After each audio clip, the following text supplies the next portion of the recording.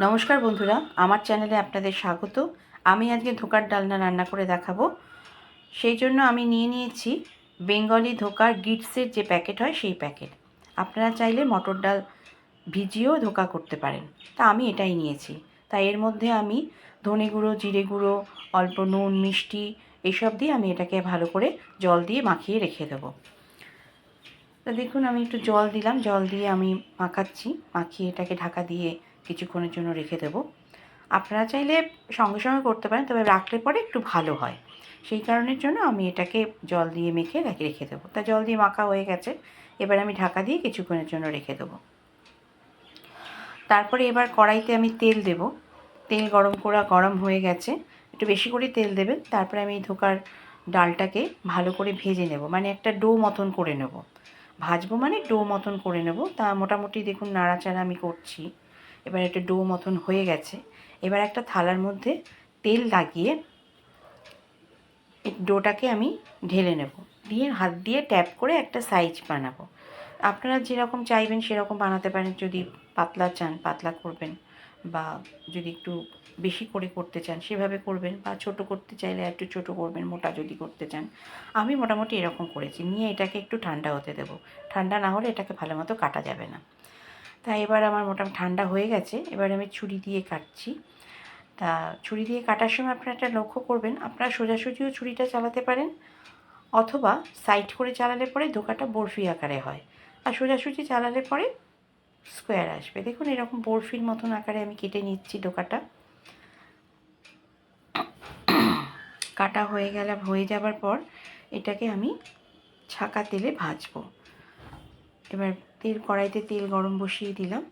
এবার আমি ধোকাটাকে সুন্দর করে ভেজে নেব। এপিট ওপিট করে সোনালি সোনালি করে ভেজে নেব। তাই এবার ভাজা আমার হয়ে যাচ্ছে। তাই এর মধ্যে বলে রাখি যে যদি আমার ভিডিওটা আপনাদের ভালো লাগে তাই লাইক, কমেন্ট, শেয়ার করবেন এবং জানাবেন যে আপনাদের কেমন লাগলো।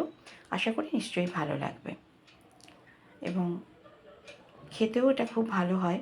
নিরামিষ দিনে এটা ভালো খাওয়া যায়। তাছাড়া ভাত, রুটি, পরোটা সব কিছুর সাথে খাওয়া যায়। দেখুন আমার ধোকাটা ভাজা হয়ে গেছে। এবার আমি ধোকাটা তুলে নিচ্ছি।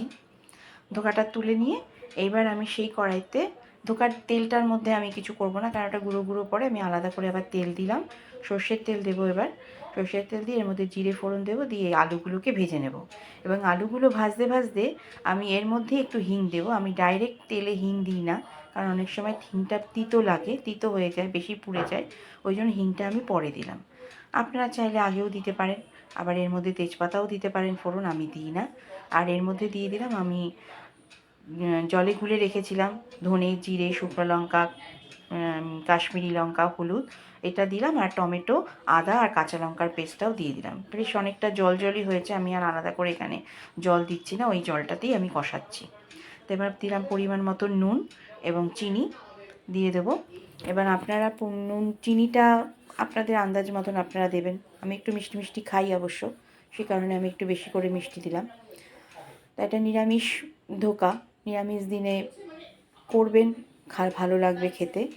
চিনিটাও দিয়ে দিলাম। এবার একটুখানি কষানো হয়ে গেছে, এর মধ্যে আমি জল দিয়ে দেব। জল দিয়ে এটাকে আলাদা করে ফোটাবো। এবার জলটা যে দেবো, জলটা কিন্তু গরম জল দেবেন, কারণ গরম জল না দিলে পরে ধোকাটাকে মানে যে কোনো রান্নাতেই গরম জল দিলে একটা আলাদা টেস্ট হয়। তা আমি এখানে আমার হয়ে গেছে কষানো। এবার জল দিয়ে দিলাম। আমি কিন্তু জলটা গরম করেই নিয়েছি। গরম করে দিয়ে এবার এটাকে ভালো করে ফুটতে দেবো। এবার ফোটা হয়ে যাওয়ার পর তারপরে ধোকাগুলো দেবো, কেন আগে ধোকাগুলো দেবেন না। আগে ধোকাগুলো দিলে পরে আপনার ভেঙে যেতে পারে, কিন্তু পরেই ধোকাটা দেবেন। এবার আমি ধোকাগুলো দিয়ে দিলাম। এবার দিয়ে খানিকক্ষণ ফুটিয়ে ঘি, গরম মশলা দিয়ে নামিয়ে রাখবো। আমি আগেই বললাম আপনারা চাইলে করে ভাত, রুটি, পরোটা বা খিচুড়ি যে কোনো কিছুর সাথেই আপনারা খেতে পারেন, দেখবেন ভালো লাগবে। আমার এই রান্নাটা যদি আপনাদের ভালো লেগে থাকে তাহলে লাইক, কমেন্ট, শেয়ার তো করবেনই, এবং সাবস্ক্রাইব করবেন। আর কীরকম লাগলো আমাকে জানাবেন অবশ্যই। আমি ঘি আর গরম মশলা দিয়ে দিলাম। ভালো থাকবেন, সুস্থ থাকবেন। ধন্যবাদ।